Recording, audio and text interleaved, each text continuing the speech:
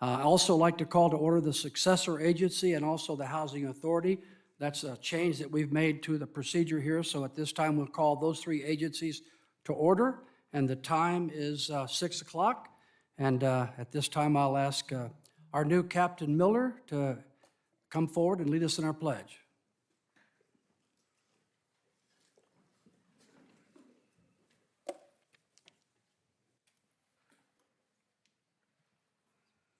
Thank you, Mayor Pro Tem. One of our Sheriff Explorers is going to start us off today.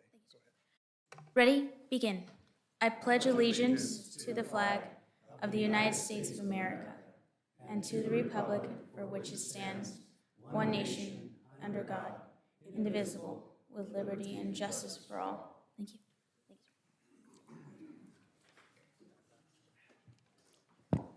Anna, would you do the roll call, please? Councilmember Garner, Here. Councilmember Thorpe, Here. Councilmember Venable, Here. Mayor Pro Tem Duncan. Here. Absent from tonight's meeting is Mayor Beaver. Mayor Beaver is absent. It's his 35th birthday, and he's out of town, so we're going to miss him. He does a fantastic job here, but we're going to continue on without him. Mr. City Manager, are there any changes to the agenda? No changes, sir. No changes to the agenda. At this time, then, we'll go ahead and have our, we have three employees to introduce tonight. We have our new captain, Captain Mike Miller, and we're going to have our new Director of Government Affairs, Joe Perdetto, and then also we're going to introduce our Director of General Services, City Clerk Anna Sauceda. Correct. Mr. City Manager. Thank you, sir. Let me start by asking our new captain, Mike Walker, to come up and introduce himself and say a few words. Captain? Thank you, sir. Good evening, Mayor Pro Tem, members of the City Council. My name is Mike Walker. I'm the newest captain here at the Yucaipa Station. Super excited to be here. I'm a lifelong resident of Yucaipa. I love this city. My family and I have been here since pretty much my whole life. I went to the Yucaipa schools. I met my beautiful wife who's standing in the back, along with my parents. We've been able to raise two beautiful kids here. I've never had the pleasure of working here in a department capacity. However, I'm really looking forward to this time to give back to the community that's been so great to me and to my family over the years. So today is literally day one. It's been just as great already as I expected, and I look forward to working collaboratively with you and the residents here of this great town to just make it continue to be a great place to live. So thank you. Well, thank you for being here, and thank you for what you do. We really appreciate it. We're going to have our picture taken with you, if that's okay, and then we'll just stay down, and you can introduce the next two, and we'll just have our picture taken individually, or you want to do it all together? Maybe together would save All time. three? Yeah. Okay, that's fine. Okay. All right. Thank you. Thank you, sir. Captain. Okay, great. Next, I'd like to introduce our Director of General Services and City Clerk, Anna Sauceda. Anna?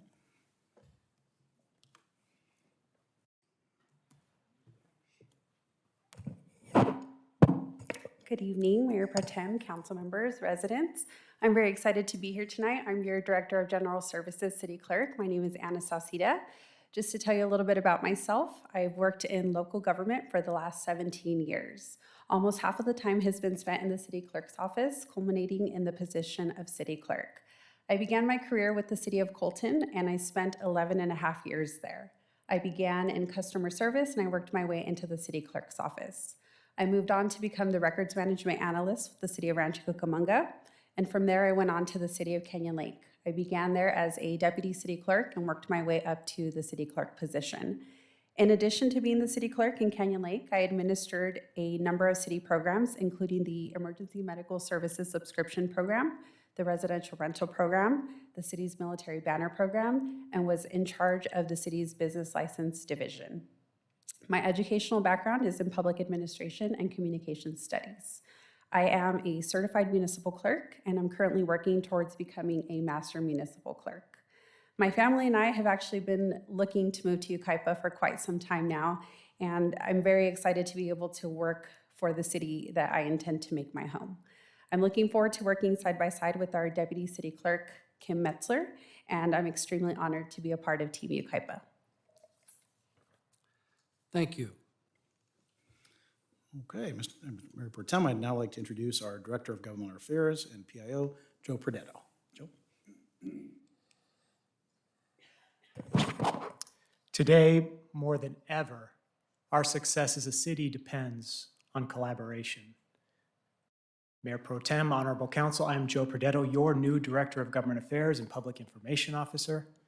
I am going to be working with Shane Massoud, who has promoted from Grants Coordinator and PIO to Management Analyst to help lead our efforts to pursue your interests in regional initiatives, to advocate for city interests at state and federal levels, and to build relationships and improve communication with our community.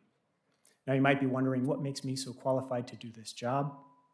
I am a magna cum laude graduate from UCR with a degree in history and business. I have a master's degree in public administration from Cal Baptist University and 15 years of experience in government at the state and local levels. I started as a field rep for a state legislator, spent several years as an analyst for a county supervisor, and spent several years at the Riverside County Assessor Clerk Recorder's Office, where I led teams in public service and administration. My public service team and I earned department recognition for excellence in public service. And then most recently, I worked as a chief of staff for a Riverside County supervisor. I'm also involved in my own city, where I was once on the finance committee, and I presently serve on the planning commission, and I am the past president of a resource conservation district. There's more that I'm willing to share with you privately or anyone in the audience, but more importantly than where I've been is how I approach my work. And I think President Lincoln summed it up quite well when he was asked what he wanted printed on his tombstone. And he said, "Wherever I encountered a thistle, I plucked it and planted a flower." That's how I intend to do my job. That's how I've always intended to do my job. And it's an honor to be a part of Team Yucaipa, and I look forward to doing some great work for you and our city. So you want to bring all three of them back up again, please? That would be great. Yeah. And I just wanted to say that so far, I've had the privilege of working with Joe, and I've been really, really happy and impressed with the work that you've done so far. And Anna has been just wonderful. And the new chief, I haven't had a chance to work with him yet, but I'm pretty sure that he's going to fit the caliber of the sheriff's department. Do you have anything that you would like to say, anything at all?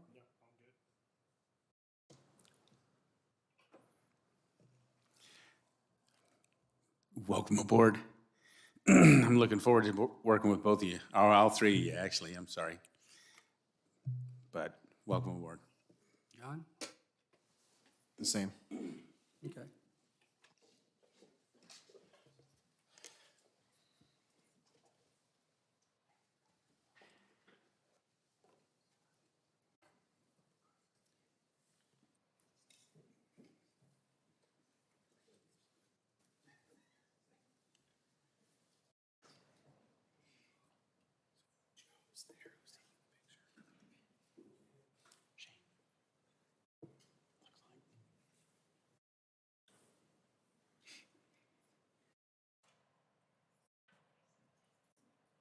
All right, let me grab a couple photos real quick. All right, on the count of three. 1, 2, 3. Perfect.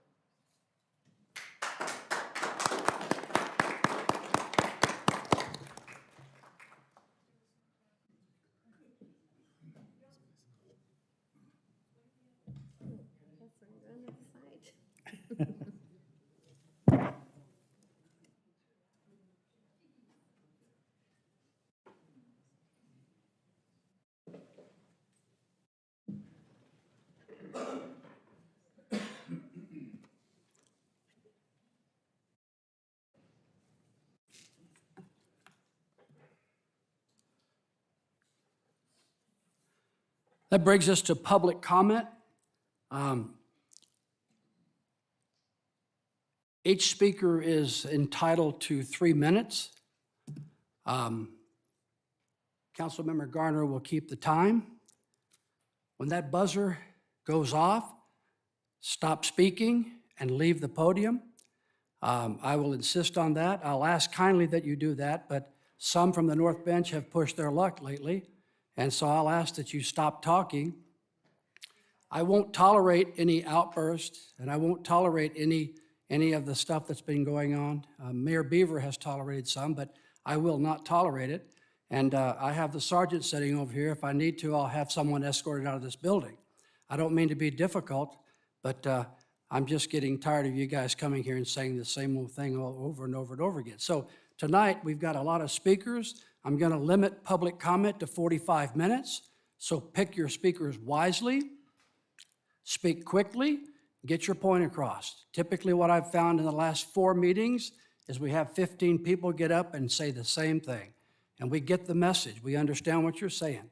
So 45 minutes is the time for public comment. And our first speaker then will be Sylvia Eshoth. Eshoth?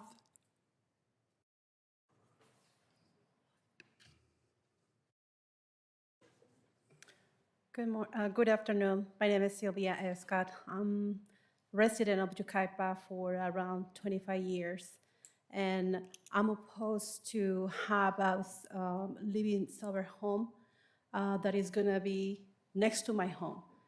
At the moment that I hear that this is going to be happening, my anxious and my fear is starting every day and every minute. And the reason that I don't want no one to feel the same way that I feel is that because I don't want this type of house to be conducted in Yucaipa. Stop it. Next speaker is going to be Cynthia Barrett. And then after that, we'll have Julie Smiley.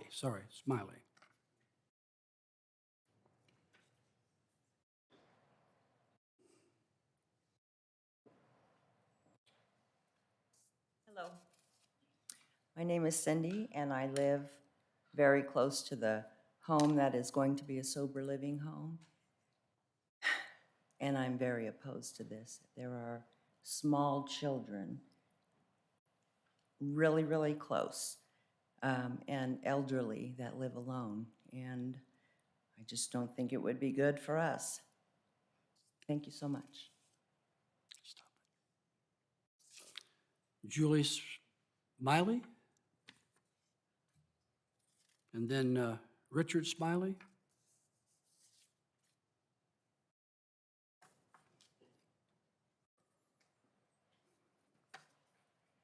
Hello, my name's Julie Smiley. I'm here to oppose the sober living facility that is going down the street from me.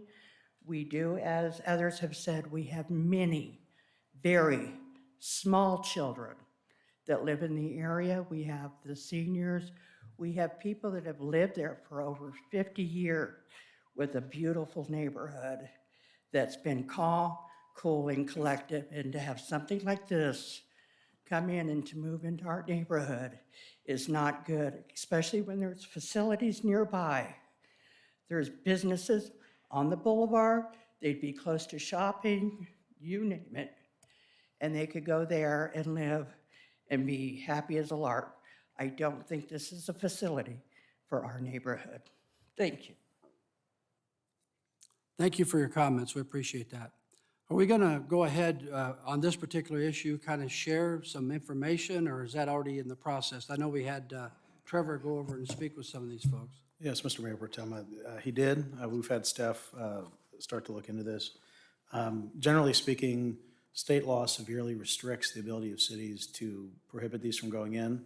However, we did receive some correspondence today. In fact, I just received it now. So we will look into the information that was provided and see if there's anything that the city can do on this topic, and we'll go from there. Richard Smiley.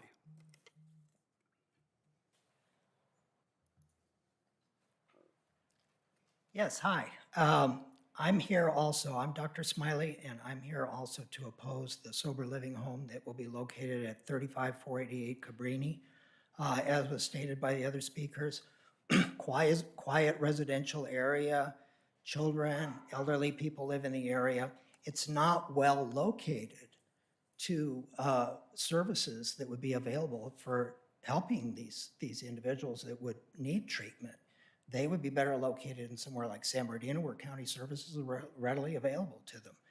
I understand there are several of these facilities there already, as well as in Redlands. So that would be the logical location for one. This neighborhood, established neighborhood, quiet neighborhood, homes that range from close to $500,000 up to almost $1 million in the area, doesn't need this type of block busting coming into the area. Thank you. Thank you. Appreciate your comments. Janae Funk? Did I get that right? That's right. Yes. Hi, my name is Janae. My husband and I decided a while back to move to Yucaipa. We bought a home here in hopes to retire. When we purchased our home, the home across the street was also closing escrow. They were remodeling it for quite some time. We were notified on March 13th that this home directly across the street from us was going to be opening up a sober living home. It will be housed with 8 men, age ranging from 18 to 40. The on-site manager is only there 5 nights a week. We see this daily, and it's also recorded on our cameras that are on the outside of our homes. So we have proof of all of this. We also have a doggy cam, so the entire conversation was also recorded, and I've downloaded that as well. If code enforcement would like to see that, that's fine. They also said that they will be conducting meetings in this home. The laws are stipulated here that I have represented to you as well. The laws state that they're only allowed to have 6, not 8, without proper licensing. There is, like I said, the house manager. They're supposed to have 24-hour supervision in the home, and right now they have someone there 5 nights a week, 2 days a week, no supervision whatsoever. Also, they're allowed to have up to 2 parolees in the home. How are we going to establish the fact that they're standing up to these standards in our neighborhood? I have 3 young grandkids that love to run in our front yard and our backyard. I've got 3 grown children, and now all of a sudden it's became a safety issue.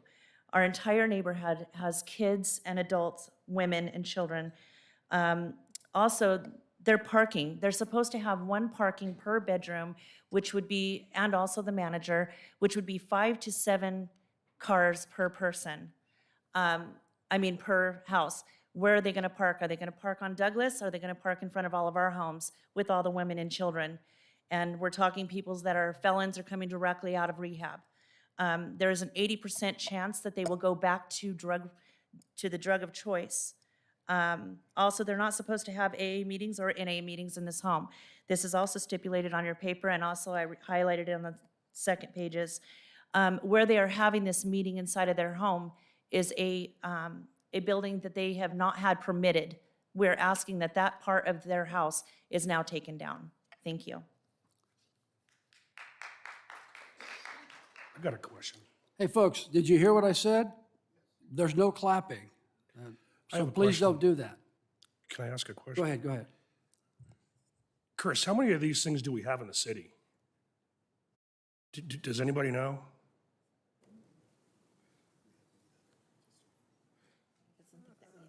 Yeah, apparently we don't have any that we know of that are registered.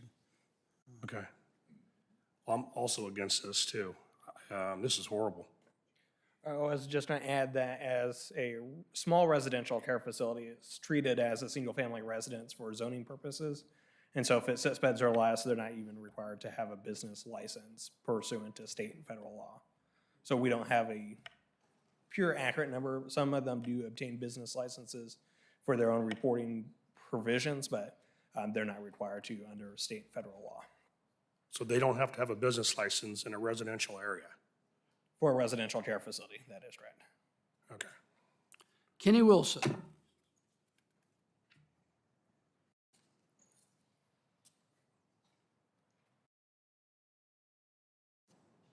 Thank you. My name's Kenny Wilson. I'm also a resident on Cabrini Drive. My wife and I just moved in 6 months ago. We're excited about making Yucaipa our home. We're Southern California natives, getting ready to retire. I'm a veteran of the United States Army. On the website of this sober living house, and honestly, I want to call it what it is halfway house, it says that they want to serve veterans. Well, I've worked really hard my entire life to make a place that my wife and I can retire and feel safe. This takes that away. The way they're bringing this in, if it was above board the way they want you to believe, it wouldn't be a secret. If somebody else moves into the neighborhood, if I put my house up for sale now, I have to disclose that there's a halfway house. They didn't have to do that when I moved in. If it's so good, then why do we have to disclose that? It hurts the value of my house. I have a 92-year-old mother-in-law living with me. We have children all over the street. I don't think it's safe, and I strongly oppose it. I absolutely believe that we don't take care of our veterans the way we should, but we should be doing it at a location that's more suitable, where they truly do have access to services that they don't have here. Thanks.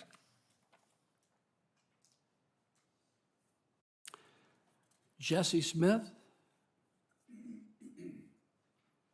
And then Matt Howard will be next.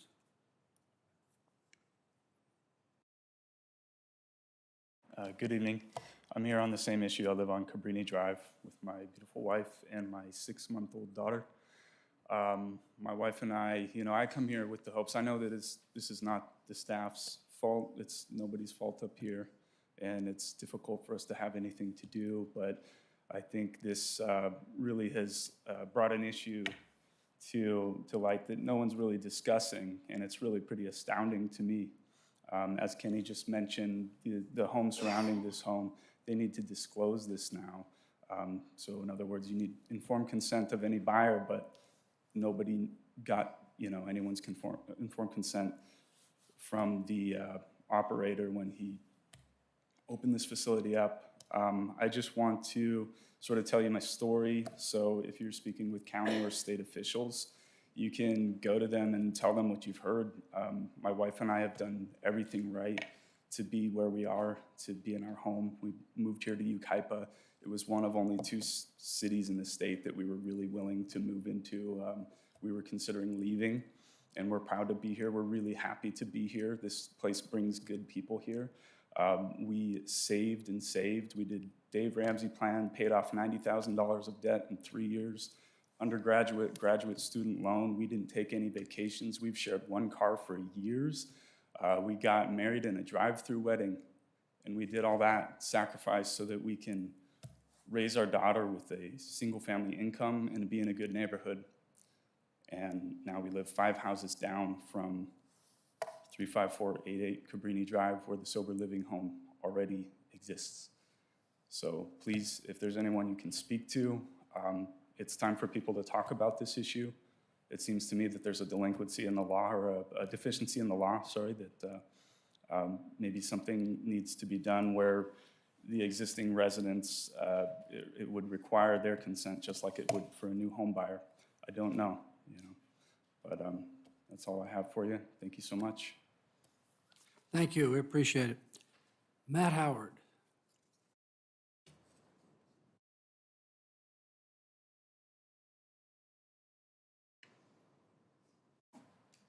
Hi, my name is Matt Howard. I live on the same street that this facility is going up on.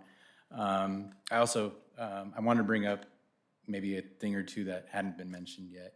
So this house was sold as a 4-bedroom house, and I think when they spoke to one of our neighbors, they were selling it as a 5-bedroom house. That way they could have 2 occupants in per residential code per bedroom. I've heard they've subsequently went back on that in writing, and now it's 6, but I don't believe that that extra bedroom was, done with any consent of any codes or anything like that. The operator, he's not even from this community, which, maybe neither here nor there, but he doesn't have to deal with the repercussions of what may or may not happen on that street. These programs aren't 100% effective. I've seen stats anywhere between 30 and 60%. That means half the time, statistically, we're gonna have people on our street that may be relapsing in front of these children, as everybody mentioned, which every other house seems to have a young family. So It's just a major concern, and thank you for the time. Hope you guys look into it. Thank you. Thank you. We appreciate it. Daniel Clark. And then I'll have Martha Glubka. Did I get that right?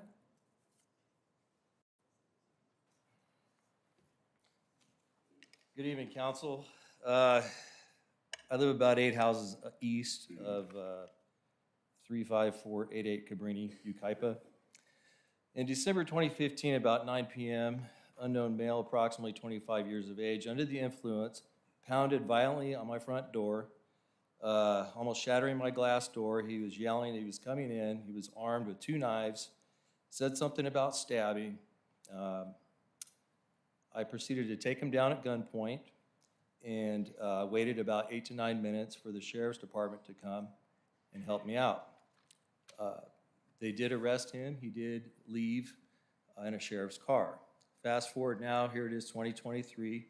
My neighborhood is getting a house full of these people, sober living. The home is located at 35488 Cabrini in Yucaipa. This morning, I came down here to City Hall. I talked to some of your employees over here at City Hall, and I talked to them about the clearly visible room addition on that house. I asked if there was a permit. They stated there is no permit in place, okay? So that is a code enforcement issue. So we have this home that your staff stated does not have a permit for this, what I believe is a room addition, clearly visible from Douglas Street. Also, you had one person stating that they don't need a business license. I've looked at some codes on the city municipal code, 5.04.030, 5.04070, and 5.04100D, stating that they do need a business license, although they don't have to pay for it because they are a nonprofit, but they are a residential care facility. The employee here stated that they treat this as something as for the elderly. And I said there's a big difference in having elderly people here versus people that have alcohol problems. So anyways, I told them that was this was not the forum to debate. Based on these possible violations, I'm requesting the city attorney here in Yucaipa obtain an injunction with a cease and desist order. Okay, maybe he can investigate these things, see if these allegations are true. If they are, then I think we need to have a cease and desist order in place until things are up to snuff, or the owner can sell the home and a nice family can move in. Also, they've already got their website up and running, aroomforyou.org. States on there that the people get to go out. They don't have to be until 10 o'clock at night, Sunday through Thursday. Then Friday and Saturday, they have luxury running our streets till midnight, okay? Take a look at the website. You can read it yourself. You know, soon my neighborhood's gonna be filled with these people, and I hope I don't have another episode like 2015, where I have somebody violently pounding on my front door with my family in fear. Thank you. And Martha Glubka, thank you for your comments. Hi, good evening, City Council members and citizens of Yucaipa. Tonight, I want to voice my concerns for the distrust that is becoming more obvious between the people of Yucaipa and what the decisions are being made on behalf of the people that reside and have invested in this community. I myself don't want to become immune to the feelings of others, even when they are not in agreement with my opinions, and it would be my wish that this council would, in turn, give us that same respect. At the last meeting, I sincerely apologized to you, Mr. Duncan, about my emotional statement I made about the absence, when in fact you were attending to your mother out of state while she was ill, and I do hope she is still doing well. I sincerely mean that. I felt this was my way to show that when I'm wrong, I will in fact correct myself and publicly acknowledge the fact that I myself am human. Having said this, I feel this is where the major disconnect is between the people you are elected to serve and you as the elected city council members. You can't always be right, do the right things, make the right decisions, or say one thing and do the opposite. I'm not here to beat a dead horse, but a fine example of this would be when Mr. Duncan made his speech with blah, blah, blah, and spoke of his friends by name that he felt he had wronged him, and then continued to go on and say that he works for all 55,000 citizens of Yucaipa, which seemed to many of us to be quite the contradiction. It screamed to the group that he had heard what he wanted to, and that he would work for those he felt had supported him. This does not grow trust within the city if you point fingers at your past friends, even if it's in a moment of frustration and anger. We all get that. I would have hoped that this speech would have been corrected if in fact he felt he had wronged any one of us. Disagreement is not in and of itself bad if it can keep teamwork on the agenda for the greater good. But if it's handled poorly, it creates distrust, animosity, and it shuts down the lines of communication and doesn't make any of us team players. There is always a time to comply and a time to challenge. But as a woman of faith, unity should always be our end goal. Being humble, admitting our shortcomings when we've not always taken the right path, is always the right thing to do. We want each of you guys to be the best version of yourselves that you can possibly be, and we want to work together with you. But compromise and holding up to the promises you made when you were campaigning will be a way to gain back the respect from the people, and it'll keep your own integrity intact. I would like to end with a scripture from Proverbs. When there is moral rot within a nation, its government topples easily, but wise and knowledgeable leaders bring stability.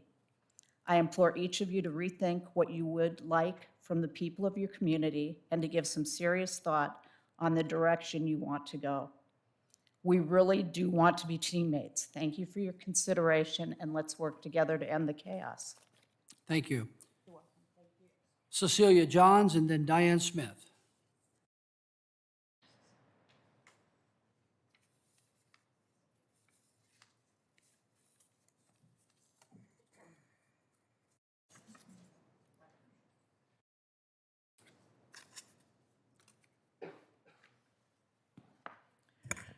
Good evening, Cecilia Johns, 33175 Colorado Street in Yucaipa. Yucaipa is a place where 54,739, according to the U.S. Census Bureau 2022, live. Most of those peoples do not live on the North Bench. For all of the time I lived here in Yucaipa, I have always been proud to call myself a resident of this town. I don't want that to change, but the current climate of the city is troubling. It seems like everything at the city stinks. At the Yucaipa Planning Commission hearing on the Serrano Estates project on March 15, the commission approved it, and now it will go to you, the city council. The problem with the approval is not only with changing the general plan up there, it is who voted on it and how. There were 4 planning commissioners out of 7 who voted yes on the project. Planning Commissioner J.R. Allgauer voted yes. Allgauer has close ties to Bobby Duncan.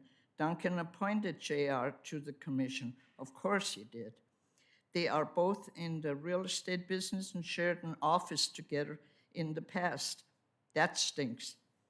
Commissioner Donna Snodgrass is chummy with the new city manager. She is also openly critical of the North Bench residents opposing this project. She's also friends with Bobby Duncan. That smells.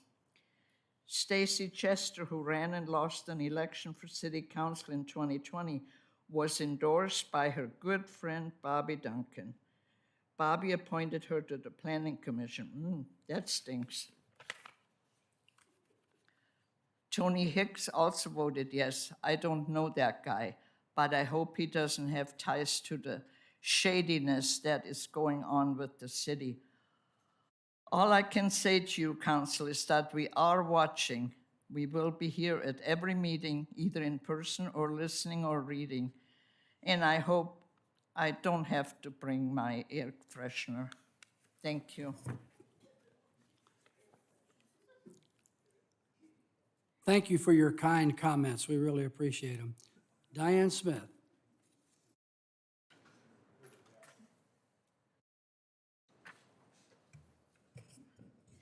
Diane Smith, District 5, Mr. Mayor, Pro Tem, and members of the council.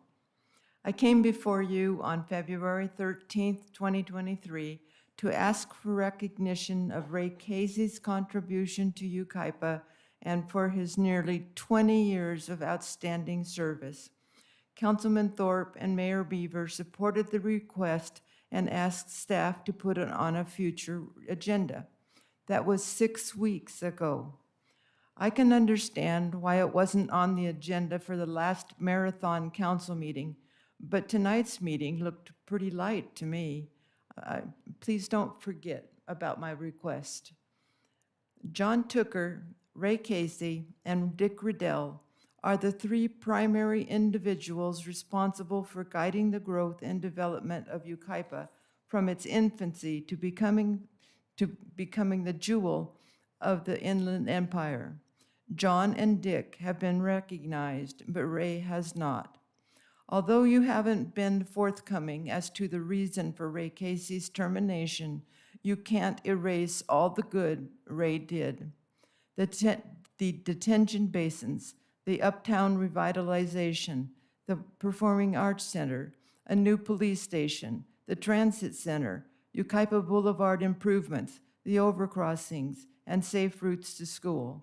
He had balanced budgets and reduced unfunded liabilities. He made it so that we could drive down the boulevard safely during a rainstorm. He brought us in and out. He was completely dedicated to improving the quality of life for everyone. He always found time for the citizens. Please make sure Ray Casey's legacy is acknowledged. Let's look at all possibilities. Naming a roundabout or a park after him would be nice, with a huge plaque and itemizing all his accomplishments. Yucaipa still loves Ray Casey. Please don't pretend that he never existed. Thank you, Diane. You want to respond? Can we respond to that as far as the request was made to honor Mr. Casey, and is that something we can respond to or no? I can if you'd like. Well, I can too if you want me to. I just don't want to be inappropriate. Well, no, and I think it's absolutely appropriate. I'm sure the city is happy to come up with ways to honor Mr. Casey. At Mr. Casey's request, the city has been holding off until tensions die down a little bit. That was his request. But it's absolutely appropriate to honor him when the time comes. Yeah. Did you hear that? Yes. So at Mr. Casey's request, he asked that we not do it right now because the North Bench folks are up in arms and he didn't want to contribute to the show that goes on here from time to time. Did he say how long to wait? He did not. He did not, but I assure you we won't forget about Mr. Casey. Okay, maybe it would be appropriate to contact him again to see if his thoughts have changed and that he'd be willing to do it now.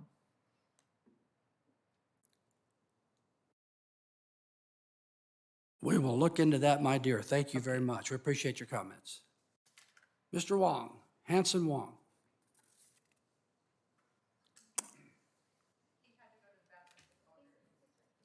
Okay, we'll go with, oh, here he is. No, you're up. I thought someone said you had to go somewhere. Well, if you want, I can go somewhere.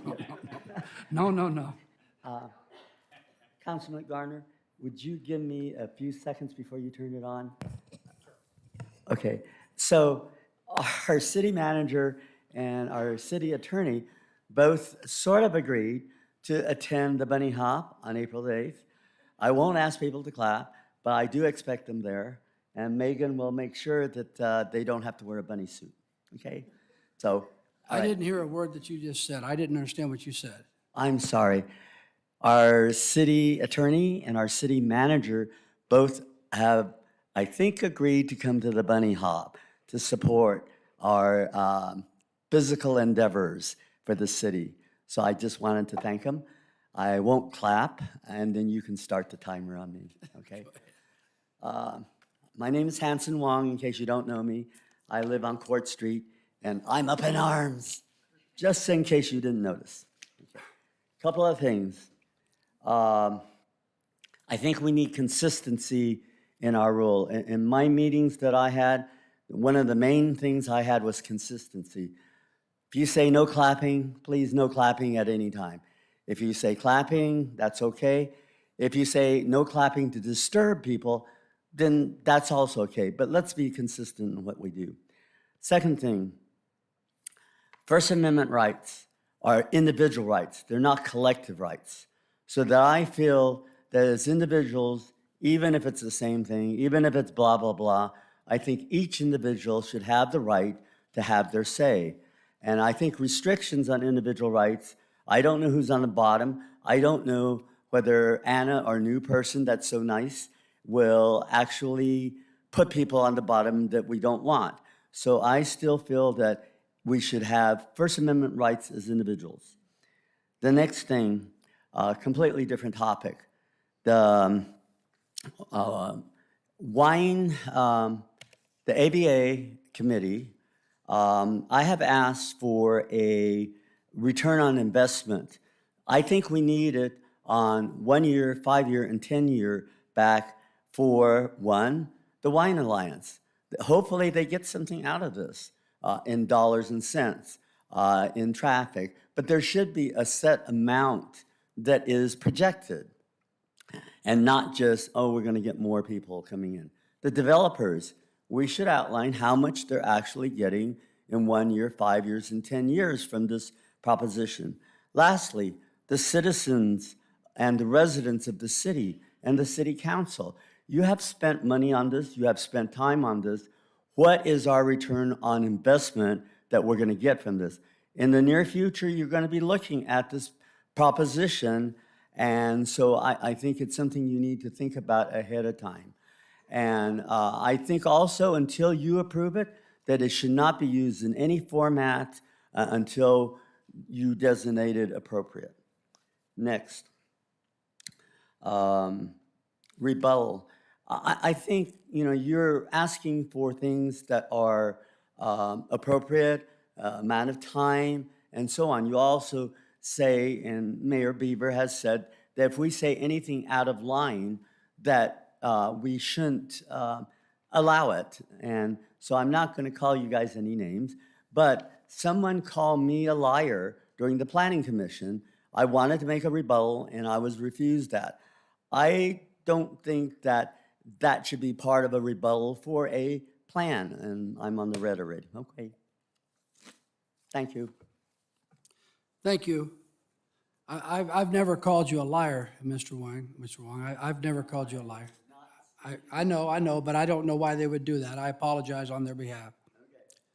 Colleen Wong also, next.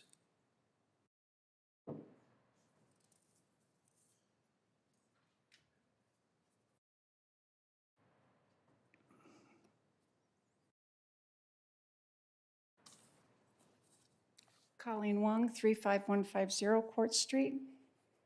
I think anytime that someone's name is mentioned in these meetings, be it this meeting or the Planning Commission, that person be allowed to address the issue that was brought before it, because I think that some things were misrepresented on their behalf at this last meeting. Also, I don't know however you folks are trained, but I'm pretty familiar with the Americans with Disabilities Act. And you're required to make accommodations for people with disabilities, however temporary those disabilities are, especially if it is not unduly burdensome or financially undoing.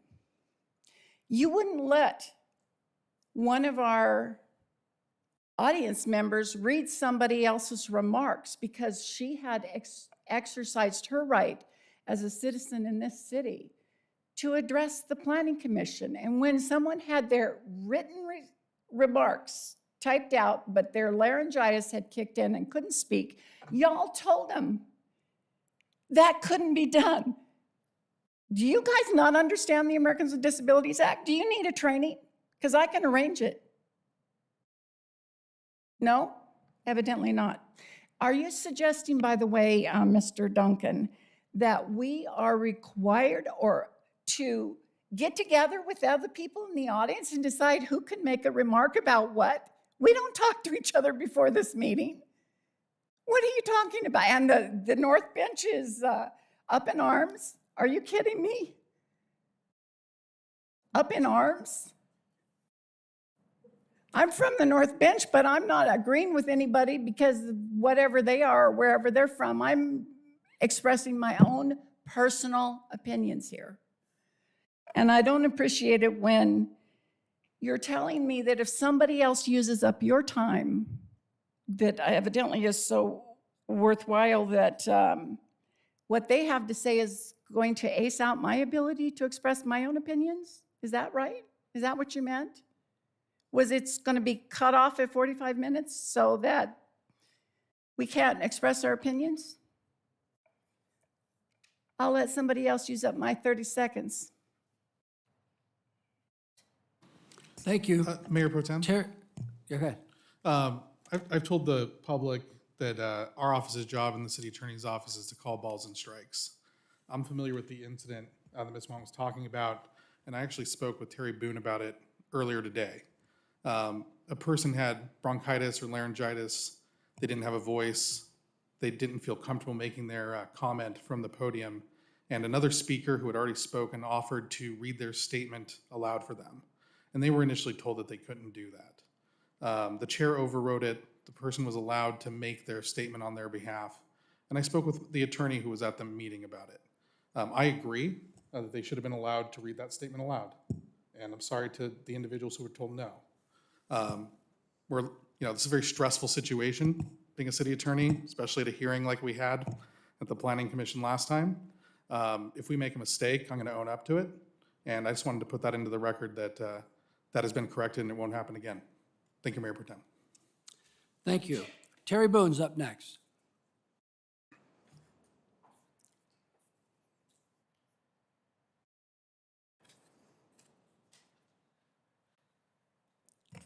First of all, I'm very happy to see all the other citizens here with their First Amendment right, speaking about what their concerns are. They're not in the North Bench, and yet we support them 100% because they are right. The tyranny that is happening up here is ridiculous. No clapping, yet you're going to put people up to take pictures and you're going to clap. It's happened every single time. If we can't clap, you can't clap. Progress, that's another word that we've heard. Let me tell you about progress. Governor Dutton on the Yellowstone said, progress is what's good for the citizens and good for the environment. Let me tell you about the progress in my life. I have to put no trespassing signs, and I bet you all aren't aware of this. You have to put no trespassing signs on your property up front and then you have to go to the city every single year and register your no trespassing signs on your property, because if somebody squats on your property and puts up a tent, they could live there and they can't take them off your property. Did you know that? That's progress. How about this? Remember the days when we used to put the red flag up on our mailbox so we could put our mail out and the mailman came and it was a felony to touch mail? Now I have to drive to Redlands, Maine, park my car and walk in and put it in to make sure that my mail gets off. That's progress. How about the progress of my catalytic converter getting stolen from my truck? That's why I'm driving my big truck, because I don't have my little one. Do you know how long my truck's been in the shop? 2 months, because they can't find a new computer because the computer was fried when they cut the wires. How about the progress of our school's curriculum? Anybody here proud of the curriculum that's being pushed on our students? How about, I am a doctor. Do you know how many childhood antibiotics are not available now because we have outsourced all of the manufacturing of our medicines to China? I can't, when we're prescribing now, I have to prescribe antibiotics that I don't want to prescribe because they're not available. I had to beg my nurses to go find scalpels when there are patients who come in with abscesses, because I can't open up the abscess and drain it because we don't have scalpels at the clinic anymore. That's progress. We're so happy with progress. When you're thinking about we don't like change, that's the progress we're looking at, and it's ridiculous. 10 years ago, I got up here and talked about rezoning in the North Bench. And every 10 years, we have to get up and do it again. And at that time, I said Yucaipa was the lowest city in the Inland Empire for childhood obesity. Did you know why? Because of ability to play outside and the rural nature. Thank you. Matthew Atwood, or I don't know if I got that right. Underwood? Okay, Underwood, sorry. Yeah, that's what it is, sure enough.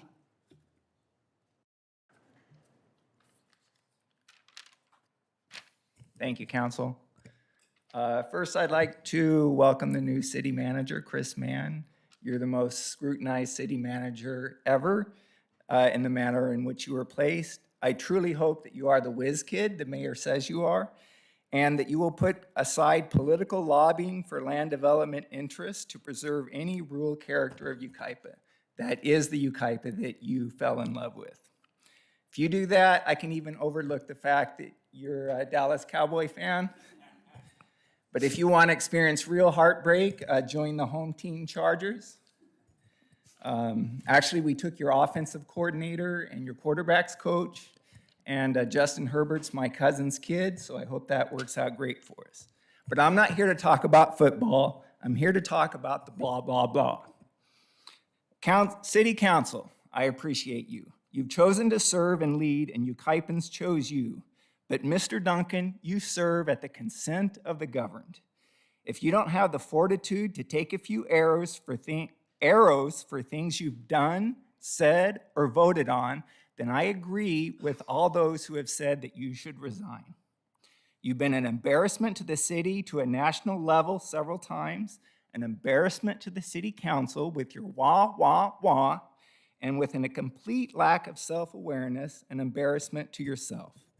Truly, I thank you for your service and any accomplishments along the way, but your road to credibility and effectiveness is over.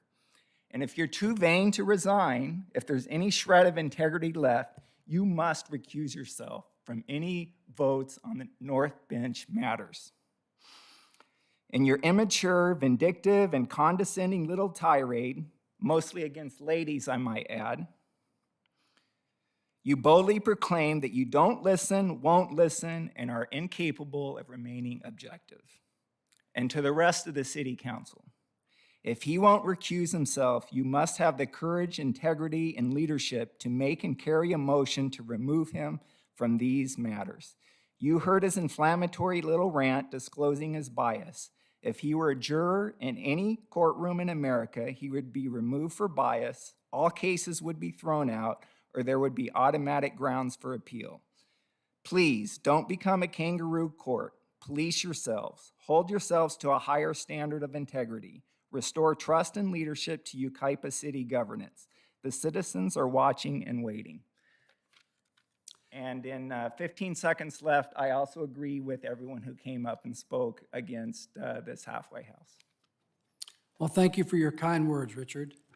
That's all the public comment we have.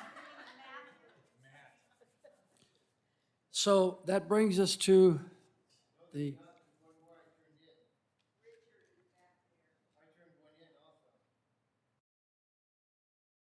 Okay.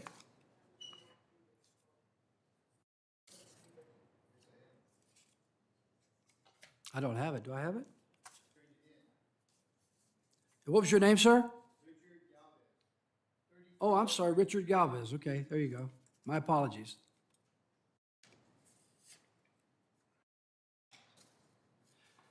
You're up.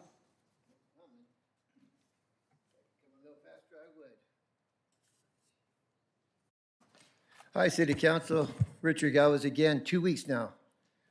I was here last City Council meeting, Monday night. Tuesday evening, I get a card. Let me see, who's this say right here? Bobby Duncan, put this on my door. I was at the ER getting my cast cut because it was swollen. I called you on your cell phone, left you a message asking you to give me a call back. Did I get one? No. Wednesday morning, I came into the office here, talked to the receptionist, left my name, my phone number, my address and everything at 9:15. Did I get an answer back? No. All week last week, Thursday, Friday, Saturday, Sunday, all this week. Do I get anything? No.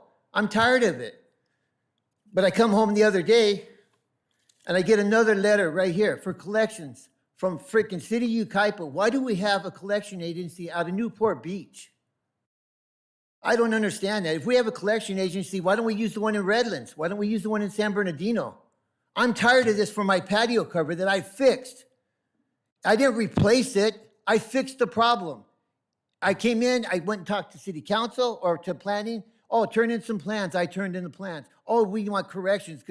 And then I turned around and said, you know what? Let me go to the city assessor's office and talk to them. They gave me the paperwork and they got a copy of it also from 1970 when that patio was put up there. I have the paperwork right here from them when the curb and gutter in front of my house was put there. The patio was put there. The room was there. I had to fix the problem. 9 layers of freaking rolled roofing on there. I'm tired of this. Why should I get somebody who comes out on Tuesday afternoon or whatever time while I was at the ER hospital and they don't respond back to me? I respond to every phone call that I get. I just got 3 text messages. As soon as I get done here, I will take care of my messages people get to me. I don't know what kind of city this is here, that people don't respond back.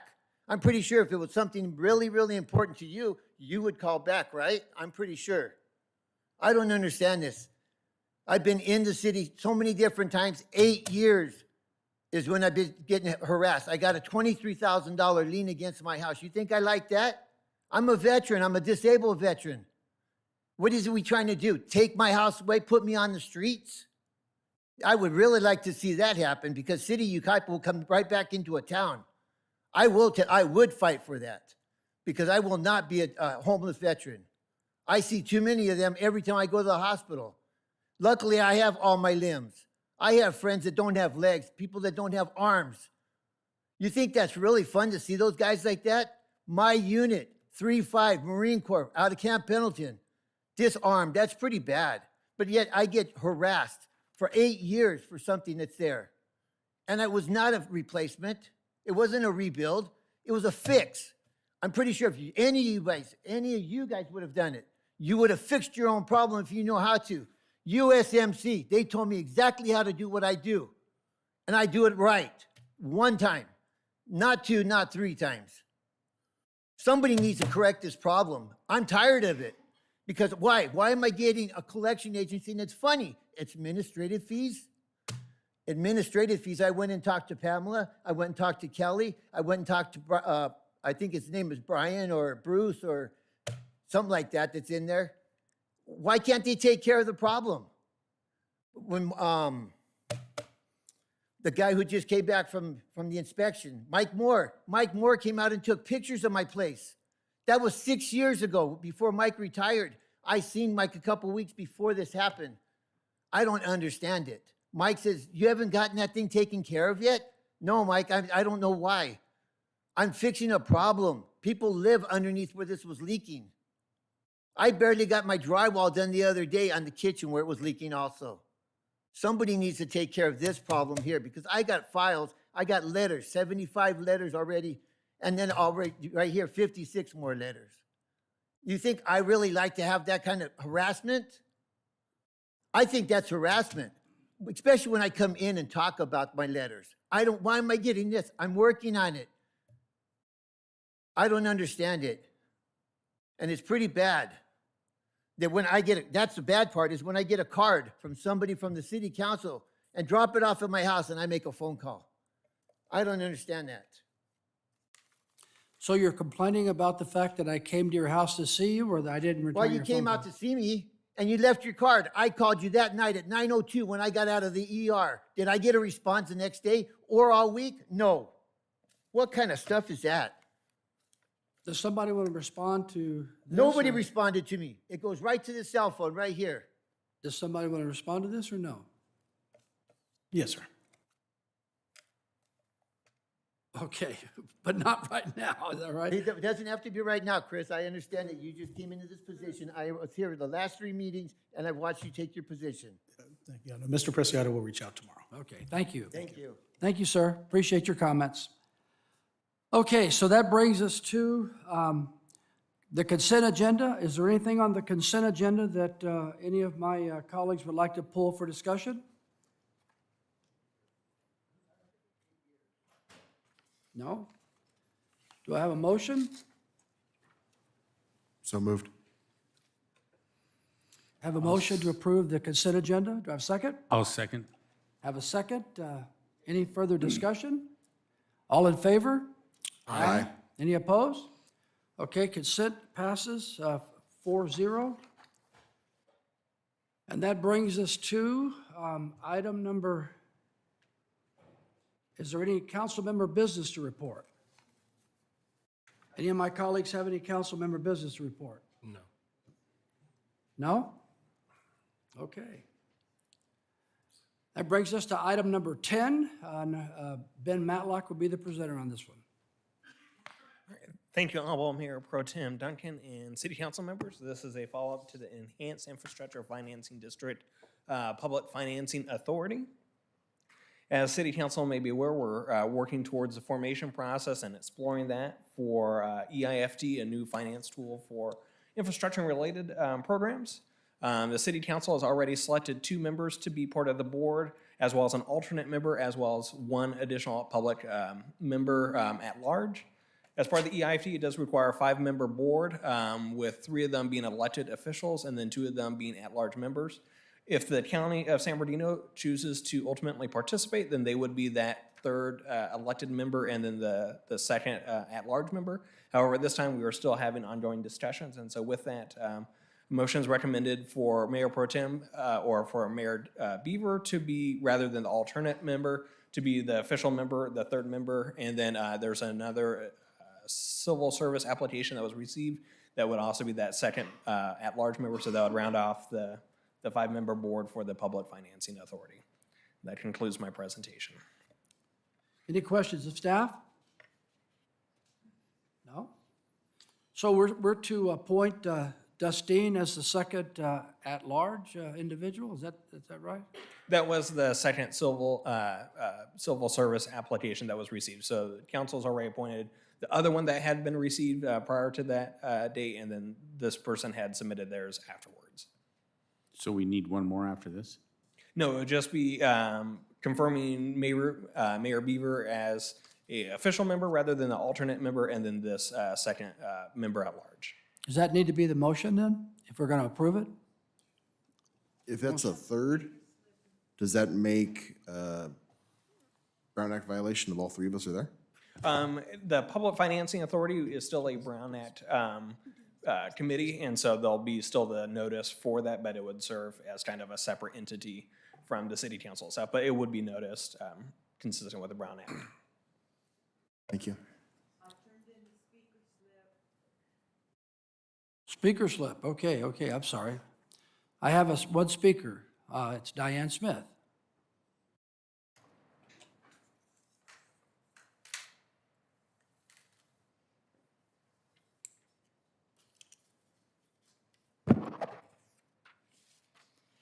Diane Smith, District 5.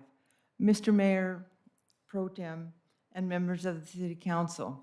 I have some questions about how the Enhanced Infrastructure Finance District's Public Financing Authority Board will work. Council members Thorpe and Duncan are already on the PFA board, and staff is recommending that Mayor Beaver be changed from an alternate to a full member. That will create a quorum of council members. Will that make their decisions binding instead of advisory? Why don't Councilmen Venable and Garner want to have their input included in these decisions? Will the meetings be publicized as council meetings, even though 2 citizens will be taking the place of 2 councilmen? How is this covered by the Brown Act? 3 council members cannot discuss matters outside of a publicized council meeting. Will the agenda appear under council agendas on the website? I'm assuming you'll let Stephen Graham answer my questions. If so, I'd like to request that Mr.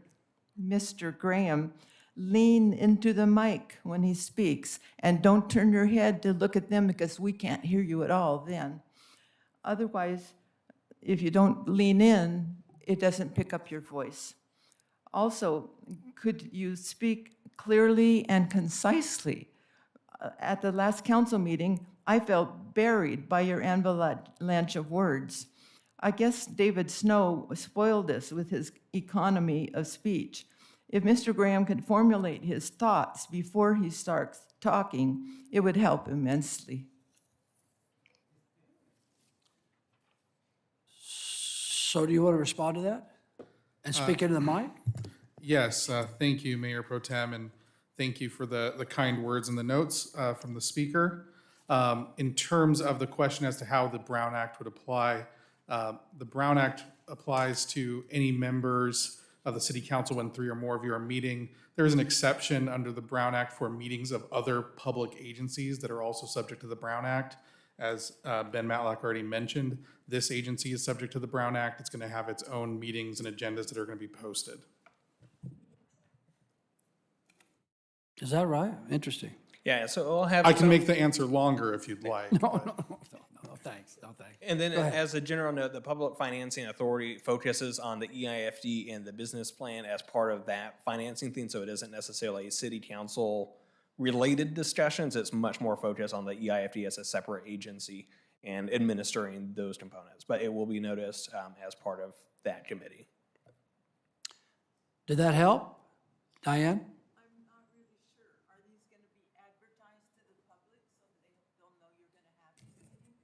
Yes, the meetings will be posted on the city's website, and then there will also be kind of the set schedule for those, and so those will be posted, available on the city's website. And will the decisions be binding? The quorum of the council? So the decisions for the EIFD, just to kind of mediate, so the EIFD is focused specifically on the Enhanced Infrastructure Financing District and the collection of or expenditure of those tax increment financing requirements. And so that board itself is responsible for the EIFD and its implementation. So the answer is yes, it would be binding based on the EIFD board. If the county of San Bernardino participates, that county supervisor would replace the alternate member in this case, and so that decision would still be binding. It would just have their participation since they would be contributing some of their tax increment financing or tax increment to that project as well. But yeah, it would be binding as part of the EIFD. So that would be separate and apart from this council? That is correct. Okay, so that all makes sense. Do I have a motion? Does Beaver know that? I'm not sure. I have no idea. He was an alternate, but now he's a permanent. That's what the motion from staff is, that he was an alternate, but he's going to become a permanent member. Speak in the mic. A motion? I'll make a motion. Okay, you make a motion to replace Justin Beaver from an alternate to a permanent, and to have Destine Ann Navat become the second at-large individual on that committee, or? Am I on? Oh, I'm on. I'm on now. What's that? I said yes. Okay. So I have a motion. Yeah. I'll second it.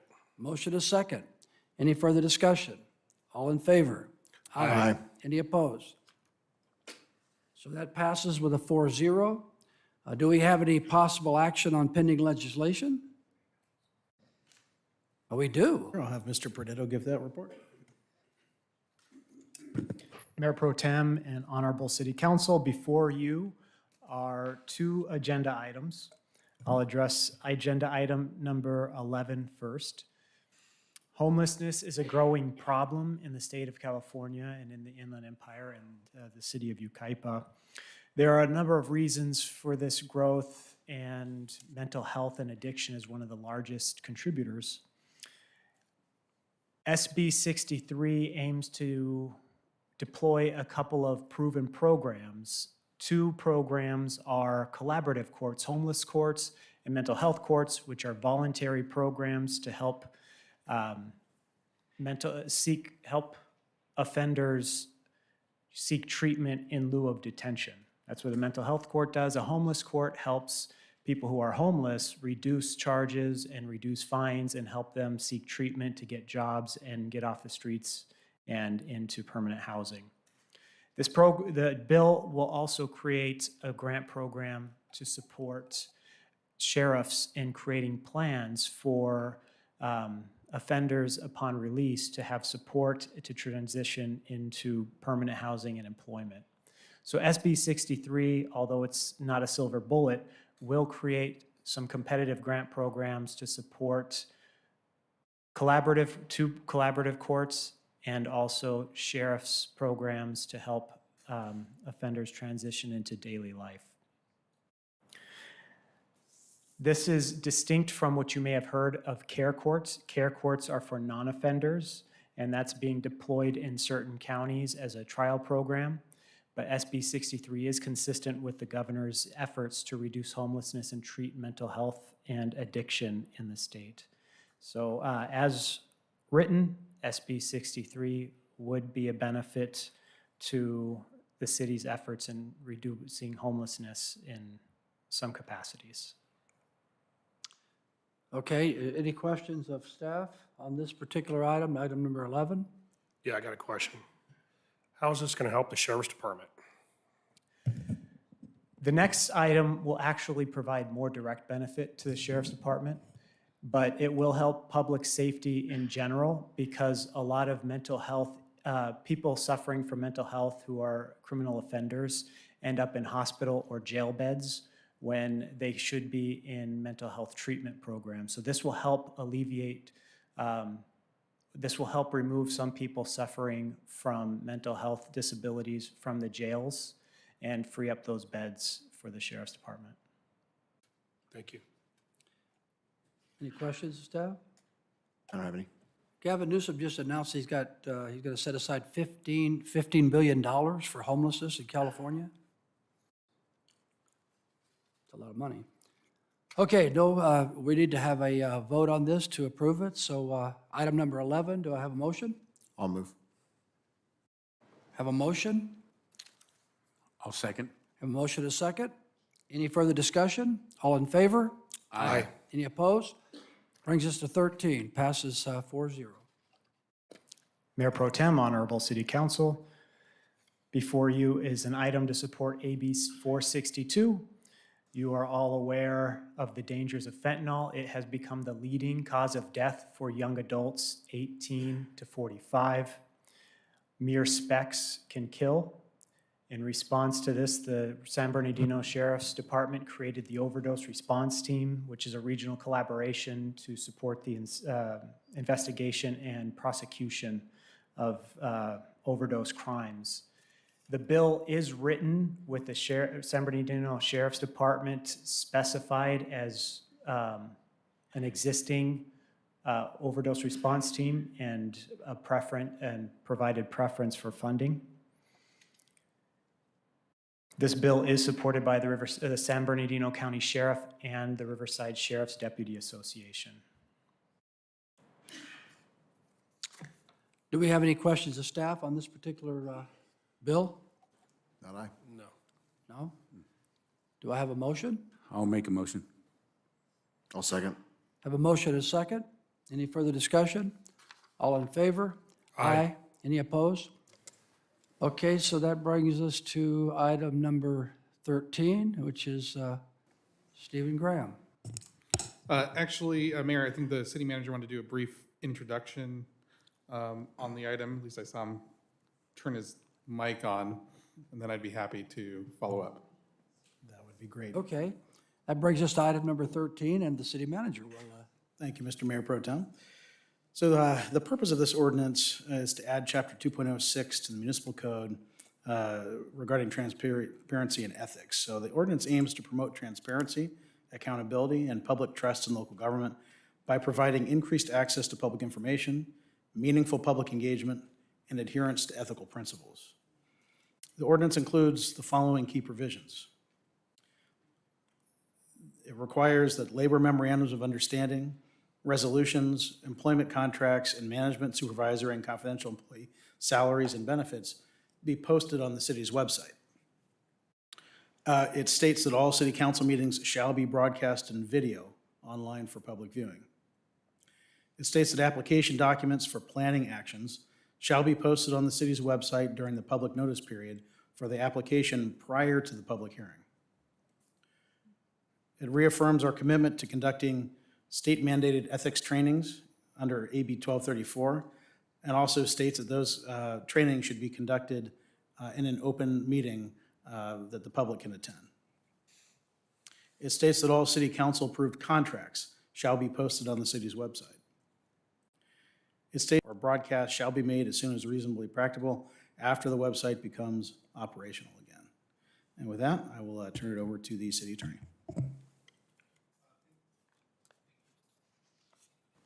All right, let's try that.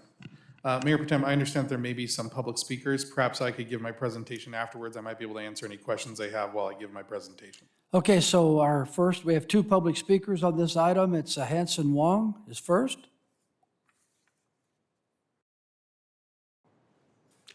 And then after that, it'll be Colleen Wong as well.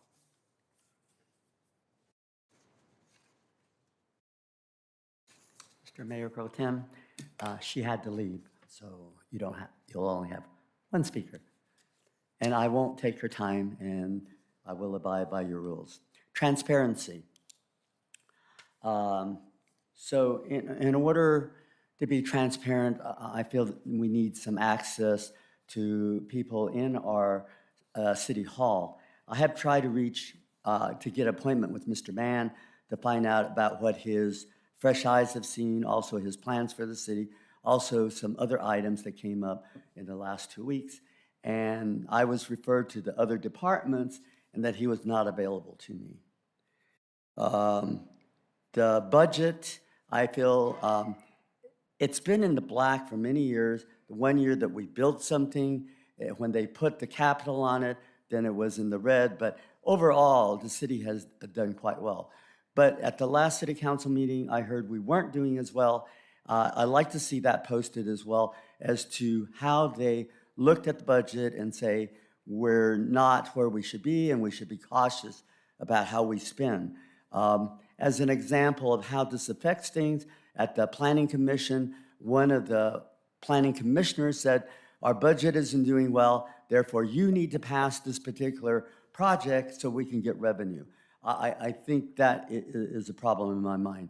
Also, when they go into that format, they go into all or none. If you don't do this, we won't get the revenue that we need, and two, the Chinese will come in and take over. I'm here and I'm not taking over. I assure you of that. So I would suggest that we, look at how we utilize this budgetary constraint that we're having at this time. And the last thing, I brought this up before in addressing the concerns to the members of the city. And so again, for transparency, if they could be posted somewhere, for instance, like the lady that died up near the park in Wildwood area, what we're doing for that, what the person that was supposedly fixing his thing, so that we know how the city council and the city planner and the city manager and the city attorney addresses some of these issues. I would appreciate it. All of these bring more transparency. And one last thing in my last 23 minutes, there is some confusion on how the planned projects are made and the planning commission and the city planner. So I would like to propose, if appropriate, and if you're willing, to have either a forum or a, what do you call it, like a study group or something, so that the members of the community can understand how the city does things, and also the city planner can understand the concerns of the... No, it's just, you've got a few more minutes. Go ahead. The concerns, that the citizens have, and we understand the concerns of the city planner, and we can get together, and it's not all or none.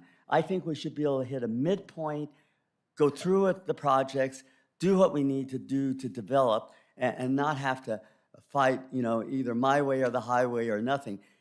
Life is not like that. Life needs compromises. Life needs things to be looked at. But the first thing is we need to understand what the ground rules are. And of course, the city planner will give us the ground rules. If there are legal things, then our city attorney will, and so on. So something like that would interact with city residents, I feel would be helpful, but it's up to you. Thank you so much for your time. Thank you very much. We appreciate it.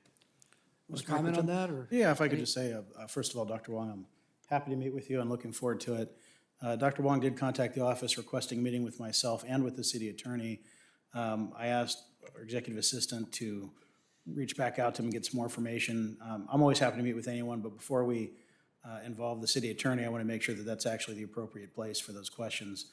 I understand he was redirected to other departments for that portion of it, but Ms. Washburn is working on getting a lot of meetings scheduled. You are on the list to definitely meet with you. I'm looking forward to it. I don't need to meet with the city attorney because he addressed the problem tonight. I just wanted to warn him about the ADA, just in case he hadn't heard. That was the only thing. I was wanting to meet with you separately. So if you have time, thank you, sir. Looking forward to it. Thank you. And be there on the 8th. Thank you. We appreciate your comments. Okay, do we have, is that all that's on the agenda tonight?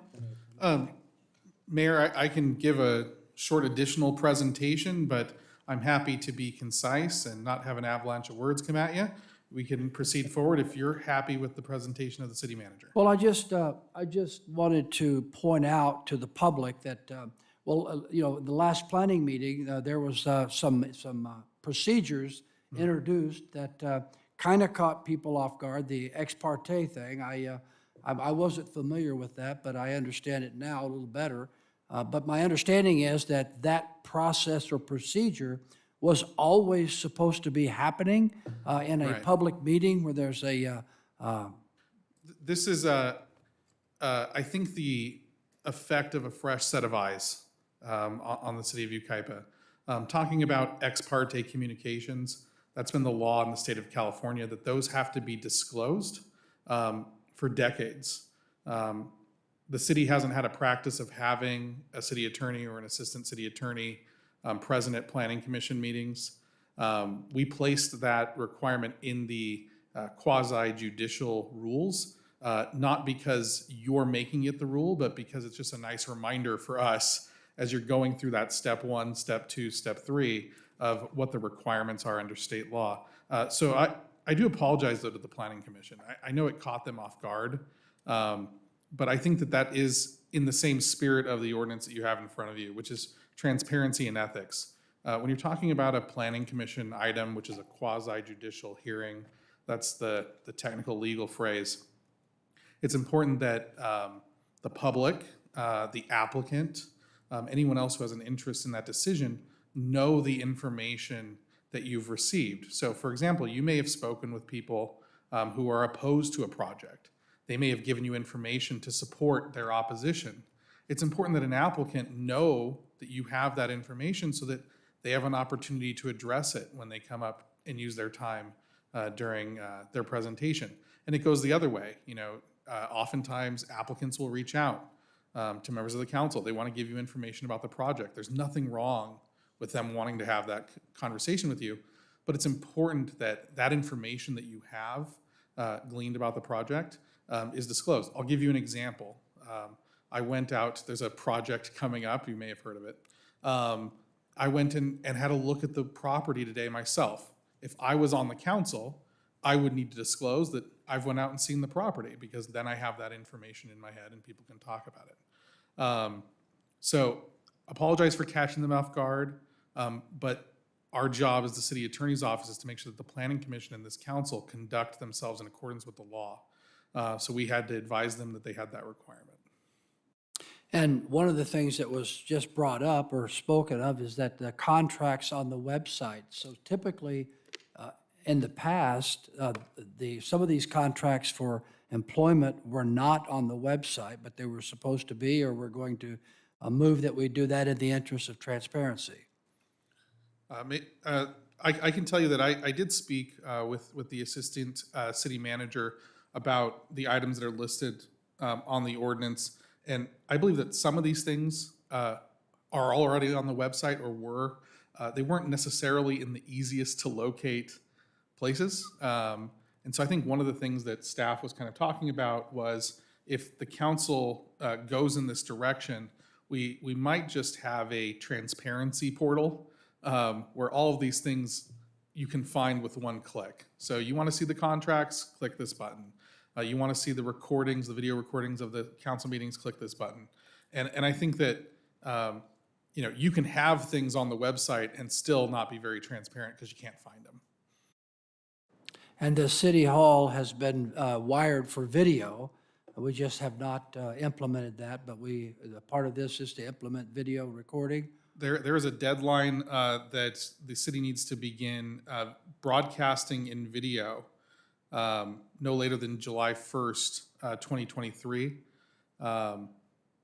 Ordinarily an ordinance would go into effect 30 days after adoption. We spoke with IT staff who are working on getting these the equipment that you have already purchased working. I think that they're almost there. And after speaking with IT personnel today, it's my understanding that they are confident that they'll have it in place. My understanding is we actually have staff in the booth tonight practicing. There's, it isn't just you turn it on and it works. There's a lot that goes into broadcasting city council meetings in video. And so, not to call them out, but can you wave? There they are. So they're back there practicing right now on, getting the cameras, making sure that it all works, so that when it does go live, we're not testing it on that meeting. It'll already be working. Okay, any questions of staff? On this item number 13? I did just want to say, Mayor Pro Tem, we did the state mandated ethics training at a public meeting. We had one of our council members here. It was actually a pleasure to have that conversation with staff, with so many of your boards and commissions. I mean, we had your teen commission? We had a whole slew of young people in the back, and we had a lot of members of the public who, had legitimate questions about how local government operates. And so I know that you had asked a question about how decisions are made, and maybe some questions about housing, and maybe more appropriate to kick it over to the city manager. But I think that that's another thing that we plan on talking about, and I think that directly addresses the public speaker's comments. I think we are planning on having a work study that talks about state housing law between the planning department and our office, because I think that there's a lot of misconceptions out there about what the state law requires, what it doesn't require, what can happen on a project. I think it's a good idea to talk about those rules, not in the context of one project when it's right there in front of you, but to have that conversation outside of that so that everyone knows what the ground rules are. And then I think talking about how decisions are made in a fair and unbiased way. That's all I think I had on that.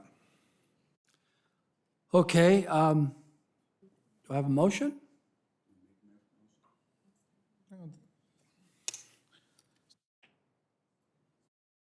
We're having a sidebar? We are. We were just talking about the form of your motion. So the motion would be to introduce, read by title only, and waive full reading of the ordinance, if that's something the council wanted to do. That way we don't have to read the whole ordinance. Okay, so the motion would be the motion to read introduction and first reading of ordinance number 421, adding chapter 2.06 to the Yucaipa Municipal Code related to transparency and ethics. Is that right? That's the title. Boom. I'll Okay. make that motion, but I'm not going to repeat all that. Okay, we got a motion, I'll second. got a second. Any further discussion? All in favor? Aye. Aye. Any opposed? That brings us to announcements. Do you have any announcements? Oh, I'm sorry, do you have any announcements? No. Do you have any announcements? I do. Go ahead. I want to make a shout out to Miss Sarah Martinez. We took the kids to the Capitol over in Sacramento, the Youth Advisory Board, and we had a fabulous time there. And Miss Sarah was amazing, as she is always. we did see the, we did see the governor there. Mixed emotions there, but we did see him. And then we went to the jelly bean, or the Jelly Belly factory, and took him out, and we just had a fabulous time. So I want to thank you so much for everything that you do for our youth advisory. And I do want to make a shout out to Mr. Wong and Christine Moeller. You guys are involved with the park and recreation, trails and open spaces, and Healthy Yucaipa. So I would strongly encourage everybody to get involved, like we do here. It just makes Yucaipa that much stronger. So I appreciate you. I appreciate all of you guys. Thank you. No? Okay, so remember the rodeo at the end of this next week, or this week, actually, the last day of the week, the 31st and the 1st, 4 o'clock on Friday, 2 o'clock on Saturday. I've got tickets at home. I could read off those, so I want to make sure I remind everybody of that. And just to announce that I'm not sure how much you guys pay attention, you folks pay attention, but currently the state of California, Gavin Newsom, and the Department of Justice is suing the city of Huntington Beach again. They're in a second lawsuit concerning SB 9 and their housing. And let's see, I'd like to then adjourn this meeting in honor of the folks that were killed in Nashville, the Nashville Christian School. I'm sure that the media and the federal government is going to blame the firearms that were used in that killing, but those firearms are harmless till you put them in the hands of someone that's evil, and it's a tragedy that these children were killed. Breaks my heart, but I'd like to adjourn this meeting in honor of them. So with that, I'll adjourn the meeting.